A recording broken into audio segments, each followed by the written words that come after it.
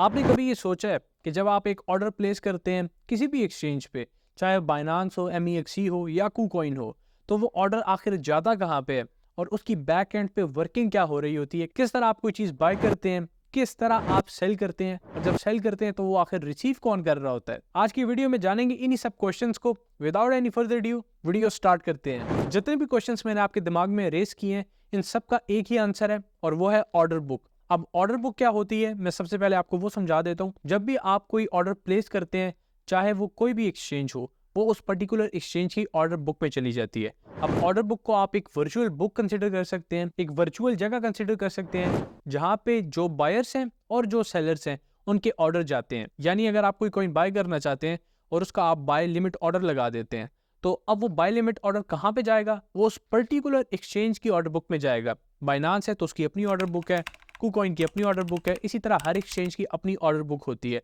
और बाइनांस के पास 60% trading volume है क्रिप्टो इंडस्ट्री का, इसलिए हम ज़्यादा फोकस इसी पे करते हैं। ये बात तो अब आपको समझ आ गई है कि आप जो भी ऑर्डर लगाते हैं, बाय हो या सेल हो, चाहे वो आप मार्केट प्राइस पे एग्जीक्यूट करना चाह रहे हो या लिमिट प्राइस पे एग्जीक्यूट करवाना चाह रहे हो, वो जाता है ऑर्डर बुक में। अब ऑर्डर बुक दिखती किस तरह है, उसको आप यूज़ किस तरह कर सकते हैं, और अगर तो आप स्कैल्पिंग कर रहे हैं तो उसमें आपकी वो किस तरह से हेल्प कर सकती है, देखते हैं स्क्रीन पे जाके। आप जिस भी पेयर की ऑर्डर बुक देखना चाह रहे हैं, आपने सिंपली उसका नेम टाइप करना है, जिस तरह मैं अभी आपको करके दिखाता हूँ। मैं यहाँ लिख देता हूँ TRB USDT ऑर्डर बुक, और आपके सामने जो इंटरफेस है वो इस तरह से आएगा। अब आपको यहाँ पे काफ़ी एक्सचेंजेस नज़र आ रही होंगी। आप देखें, आपके पास बाइनांस की ऑर्डर बुक है, नीचे आपके पास OKX, बिटगेट। हम जाते हैं बाइनांस की ऑर्डर बुक पे, और जब आप इसे क्लिक करेंगे तो इंटरफेस आपके सामने इस तरह से होगा। आपको यहाँ राइट पे डेप्थ का नज़र आ रहा होगा ऑप्शन। मैं आपको यहाँ नीचे की तरफ लेके आऊँ, आप देखें सेल 1, सेल 2, सेल 15 तक, यानी आपके पास ये 15 बाइंग रेंजेस दिखा रहा है, बाइंग प्राइसेस दिखा रहा है। इसको आप इंक्रीज किस तरह कर सकते हैं? आप डेप्थ में जाके डेप्थ 30 रखना चाहें, 50, अगर 50 कर देंगे तो आपको ये 50 प्राइसेस दिखाएगा। अब एक और चीज़ है कि आप डेसिमल्स कितना रखना चाह रहे हैं। अगर तो आप स्कैल्पिंग कर रहे हैं और किसी पर्टिकुलर प्राइस लेवल पे देखना चाह रहे हैं डेसिमल्स में कि उस लेवल पे कितने ऑर्डर्स लगे हुए हैं, बाइंग हो या सेलिंग हो, तो आप इसकी हेल्प से देख सकते हैं। वरना इन जनरल अगर आप एक ओवरव्यू देखना चाह रहे हैं कि उस पर्टिकुलर कॉइन में कितने बायर्स हैं या सेलर्स हैं, तो आप यहाँ पे उसके डेसिमल्स को कम कर देंगे। अभी मैंने यहाँ 0 डेसिमल्स कर दिया। आप देखें TRB के $91 पे 48,500 जो USDT है उसके सेलिंग ऑर्डर्स हैं, और बाइंग कितनी है?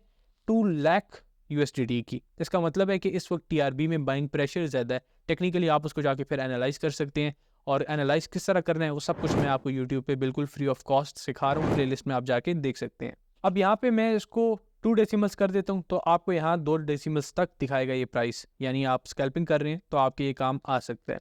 अब एक और जो काम की चीज़ है वो ये कि आपको यहाँ पे अलग अलग प्राइसेस नज़र आ रही होंगी। आप यहाँ देखें, आपके पास बाइंग ऑर्डर है, वहाँ आपके पास सेल ऑर्डर है। अब अगर आप बाइनांस पे ट्रेड कर रहे हैं और कोई भी बाइंग या सेलिंग करना चाह रहे हैं, तो जो आप ऑर्डर प्लेस करेंगे वो यहाँ पे आएगा, यानी इस ऑर्डर बुक में आएगा। अब वो किस तरह से आएगा मैं आपको दिखा देता हूँ। यहाँ पे आप देखिए तो 89.95 पे हमारे पास $8 की बाइंग लगी हुई है। मैं यहाँ पे प्लेस कर देता हूँ एक बाइंग ऑर्डर $1000 का 89.95 पे। अब आप देखना कि किस तरह यहाँ इस ऑर्डर बुक में मेरा ऑर्डर जो है प्लेस हो जाएगा। ये आप देख सकते हैं कि 89.95 पे हमारा जो ऑर्डर है $1000 का आ गया। अगर मैं अब इसको रिमूव करूं तो यहाँ पे सिर्फ $8 रह जाएंगे। ये मैंने इसको कैंसिल किया, और आप देख सकते हैं कि यहाँ पे अब सिर्फ जो है $8 रह गए हैं। तो आप जब भी कोई ऑर्डर प्लेस करते हैं वो सिंपली एक्सचेंज की ऑर्डर बुक में चला जाता है, और वहाँ पे फिर जो है जो सेलर्स हैं और बायर्स हैं, एक्सचेंज उन दोनों को आपस में मिलाती है। अगर तो जो सेलर है वो उस पर्टिकुलर प्राइस पे सेल कर रहा है और आप उसी प्राइस पे बाय करना चाह रहे हैं, तो एक्सचेंज अपनी एक्सचेंज फी लेगी और आप दोनों का एग्रीमेंट करवा देगी। और इसी तरह अगर आप दोनों का एग्रीमेंट नहीं हो सकता तो जो ऑर्डर्स हैं वो अपनी जगह पे रहेंगे, जब तक कि आप में से कोई अपना ऑर्डर चेंज नहीं कर देता या दूसरा बंदा आके कोई नया ऑर्डर नहीं प्लेस कर देता। ये चीज़ तो आपको समझ आ गई है। अब मैं आपको मार्केट ऑर्डर का समझाता हूँ। जब आप कोई भी ऑर्डर प्लेस करते हैं मार्केट प्राइस पे, तो उस वक्त जो सबसे बेस्ट प्राइस मिल रही होती है एक्सचेंज वो आपको प्रोवाइड करती है। फर्ज करें इस वक्त TRB चल रहा है 90.50 पे, और आपके पास एक TRB है जिसको आप सेल करना चाहते हैं। अगर तो आप उसको लिमिट ऑर्डर लगा के सेल करेंगे कि 90.70 पे सेल हो जाए, तो जब कोई बायर मौजूद होगा उस पर्टिकुलर प्राइस पे, यानी ऑर्डर बुक में जब वो ऑर्डर आ जाएगा, तो आप दोनों की जो ऑर्डर्स हैं वो मैच कर जाएंगे। लेकिन अगर आप मार्केट ऑर्डर का इस्तेमाल करेंगे कि मार्केट ऑर्डर पे आप TRB को सेल कर दें, तो उस वक्त जो बेस्ट बाइंग प्राइस होगी, यानी इस केस में बायर्स जो हमारे पास सबसे जो टॉप पे बैठा हुआ है वो है 90.50 का, तो आपको वो प्राइस मिल जाएगी और आपका जो TRB है वो सेल हो जाएगा और एक्सचेंज इसकी आपसे ज़्यादा फ़ी चार्ज करेगा। आज की क्लास में बस इतना ही। अब आपको समझ आ गई है कि जब आप एक ऑर्डर प्लेस करते हैं तो वो जाता कहाँ पे है, वो एग्जीक्यूट किस तरह होता है, उसकी बैक एंड पे वर्किंग क्या होती है, और लिमिट ऑर्डर और मार्केट ऑर्डर किस तरह प्रॉपरली एग्जीक्यूट होते हैं इन पर्टिकुलर एक्सचेंज की ऑर्डर बुक में।